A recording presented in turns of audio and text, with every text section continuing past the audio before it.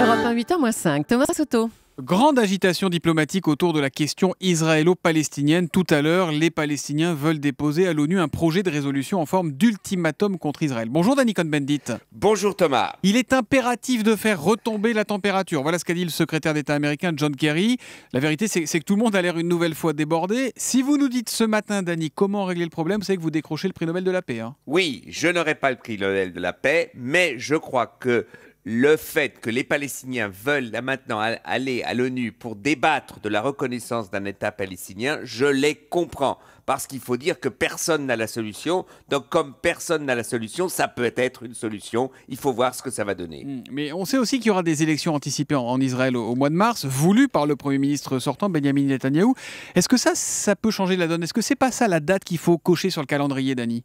Absolument, absolument. Je crois que Bibi Netanyahou, comme on appelle Netanyahou en Israël, s'est peut-être trompé. Il a cru qu'en éjectant Tzipi Livni et un autre ministre et d'aller vers les élections, il aurait un gouvernement de droite, il n'aurait pas besoin d'une coalition avec le centre. Eh bien, je crois que peut-être il s'est trompé. Pourquoi? Pour la simple raison qu'un nouveau duo est né. Un duo, on appelle ça le Fayot et la Belle. Alors, le Fayot, c'est le secrétaire, le leader du Parti travailliste, un homme intègre, un homme donc déterminé.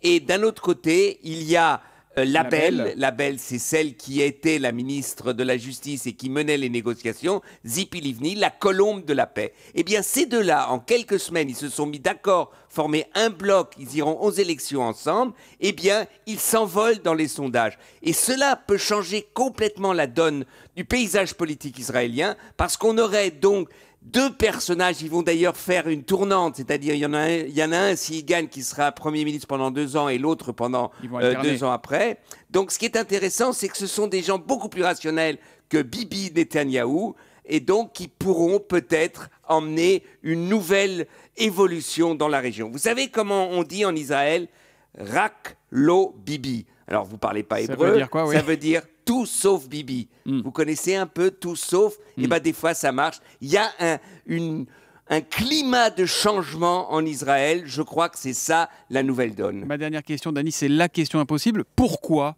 on en est encore là?